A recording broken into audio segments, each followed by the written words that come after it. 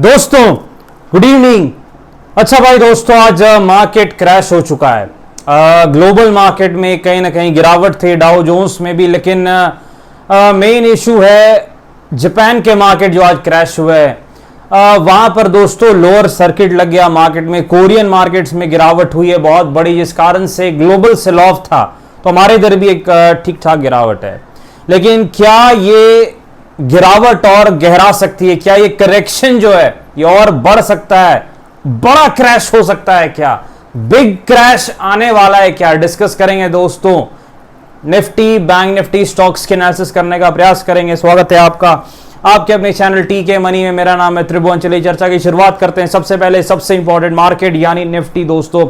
India VIX volatility index हमने कल भी डिस्कस किया था कि ये 14 पर है, इसका मतलब बेयर्स के लिए अच्छा है, बुल्स के लिए खराब है, और बिल्कुल वैसा ही हुआ। कल हमने डिस्कस किया था दोस्तों कि तेजी हम नहीं करेंगे, करेंगे तभी जब हैमर पैटर्न कम से कम 5 मिनट चार्ट पे बने, तभी हम तेजी के बारे में सोचेंगे। अदरवाइज तेजी के बारे में हमारा कोई प्लान नहीं है, क्योंकि कहीं ना कहीं मार्केट में अचानक से एक वीकनेस देखने को मिली, वीकली चार्ट पर भी और डेली चार्ट पर भी। लेकिन अब आगे क्या है दोस्तों? देखिए, मार्केट में सबसे ज्यादा इंपॉर्टेंट तो आज डाउ क्या करता है। लेकिन एक चीज आपको जरूर याद रखनी, अगर आपको तेजी करनी है तो थोड़ा स्टॉप लॉस भी अब बड़ा रहेगा, टारगेट भी बड़ा रहेगा, कोई दिक्कत नहीं है।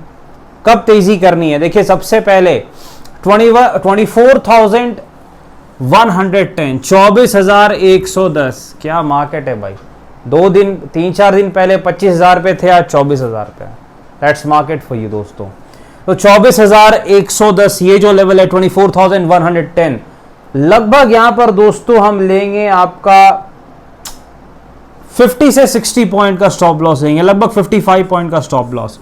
और टारगेट रहेगा हमारा तेजी में 24,300 के आसपास, यानी 24,110 के ऊपर तेजी करेंगे। टारगेट रहेगा 24,300 के आसपास, 24,300 के आसपास। लेकिन अगर किसी कारण से गैप अप होता है, डाउ जोन्स में कुछ खबर आती है, जो भी होता है, और अगर मार्केट यहां आसपास खुल जाता है, तो मेरे ख्याल से तेजी में ना ही करे तो ज्यादा अच्छा रहेगा, क्योंकि यहां पर खुलने के बाद ये एक रेजिस्टेंस का जोन है, तो एक गिरावट ऐसे आ सकती है। और मार्केट को अगर तेजी करनी है तो एक डब्ल्यू बनाना पड़ेगा इसे, तभी एक अच्छी तेजी आ सकती है। तो 24,300 के आसपास अगर किसी कारण से खुल जाता है मार्केट, तो मेरे ख्याल से तेजी में थोड़ा सा सावधान रहें, कॉशियस रहें तो ज्यादा अच्छा रहेगा, क्योंकि फिर रिस्क टू रिवॉर्ड आपके उतना फेवर में नहीं है। तेजी कब करनी है? 24,110 के ऊपर, स्टॉप लॉस 50 पॉइंट का। मंदी का क्या सिनेरियो है? 24,000 के नीचे जाता है, ठोक देना। जी हाँ दोस्तों, 24,000 के नीचे जाता है तो पुट के तरफ हम काम कर सकते हैं। स्टॉप लॉस वही रहेगा 50 पॉइंट के आसपास का, 50 पॉइंट के आसपास का स्टॉप लॉस रहने वाला है दोस्तों। अगर 24,000 के नीचे का लेवल जाता है तो हमें कहीं ना कहीं फिर से मंदी की तरफ जाना है और देखना है कि सपोर्ट कहां पर है। नेक्स्ट जो सपोर्ट है दोस्तों निफ्टी का बड़ा सपोर्ट, वो है 23,600 के आसपास। तो 24,000 का अगर लेवल टूटता है तो पहला सपोर्ट निफ्टी को मिलेगा 23,850 के आसपास, 23,850 के आसपास। जी हाँ दोस्तों, 23,850, 23,850 पहला सपोर्ट रहेगा निफ्टी का, अगर 24,000 का लेवल ब्रेक होता है वैसे सिनेरियो में। और दूसरा सपोर्ट है अगर ये लेवल भी ब्रेक होता है, क्योंकि मार्केट बहुत फास्ट है, विक्स 20 के ऊपर है, तो अब हमें 2 सपोर्ट 2 रेजिस्टेंस लेके चलना पड़ेगा, क्योंकि अब मार्केट फास्ट हो गया है दोस्तों, वो टाइम पास वाली चाल गई अब।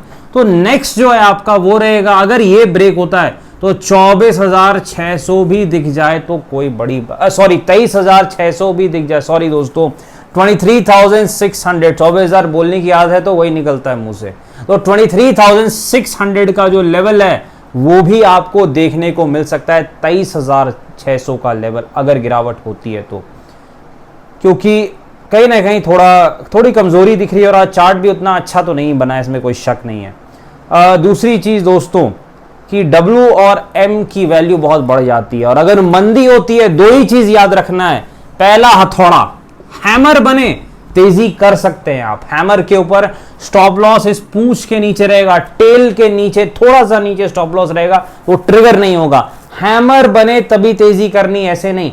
और दूसरा, डब्ल्यू बने, क्योंकि ये 2 बहुत ही पावरफुल पैटर्न होते हैं। गिरावट में तेजी करने का जिन्हें शौक है उनके लिए, बॉटम फिशिंग जो करते हैं, तो डब्ल्यू बने या फिर हैमर हथौड़ा बने तभी तेजी करनी है, अदरवाइज मंदी के ही मौके देखने। ट्रेडर्स को, इन्वेस्टर्स को अगर थोड़ी गिरावट और होती है तो फिर देखा जा सकता है कहीं ना कहीं तेजी की तरफ।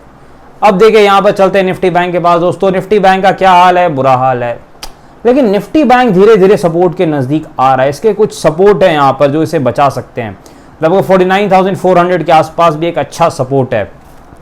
तो निफ्टी बैंक का डेली चार्ट क्या है दोस्तों, देखिए निफ्टी बैंक का जो डेली चार्ट है काफी ये भी खराबी है, कुछ अच्छा तो है नहीं इसमें भी, लेकिन हाँ 50,200 50,200 के ऊपर अगर निफ्टी बैंक निकलता है तो हम तेजी कर सकते हैं।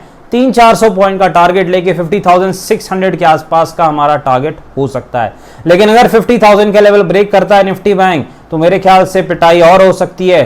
500 से 1000 पॉइंट गिरना कोई बड़ी बात नहीं रहेगी उसके बाद, और फिर आपको 49,000 से लेके 49,400 के बीच के लेवल देखने को मिल सकते हैं निफ्टी बैंक में। यहां भी डब्ल्यू और एम पैटर्न स्ट्रेटजी तो फॉलो करनी है, लेकिन वही जो हमने डिस्कस किया था, हैमर बने तभी तेजी करनी है, याद रखना है। हथौड़े से पावरफुल कोई कैंडल नहीं होता है, ये चीज आपको याद रखनी है। चलते स्टॉक्स में सबसे पहले मदरसन सुमी के पास चलते हैं दोस्तों। मदरसन सुमी का सपोर्ट कहां पर है, क्योंकि अब ग्लोबल सेल ऑफ है तो पिटाई जोर से होगी। 162 इसका नेक्स्ट सपोर्ट है। एलआईसी के पास चलते हैं, एलआईसी में गिरावट स्टार्ट हो चुकी है, 1021 इसका सपोर्ट है। Steel authority India limited SAIL के पास चलते हैं। स्टील स्टॉक्स में काफी पेन दिख रहा है ग्लोबल सेल ऑफ के कारण, 126 के आसपास सपोर्ट है। ओएनजीसी के पास चलते हैं, ओएनजीसी का सपोर्ट कहां पर है, 294 के आसपास ओएनजीसी का सपोर्ट है। डिस्क्लेमर आपको पता है दोस्तों, video educational informational purpose financial adviser से बातचीत करके फिर बाजार में काफी जोखिम है, थोड़ा ध्यान से काम करें। धन्यवाद।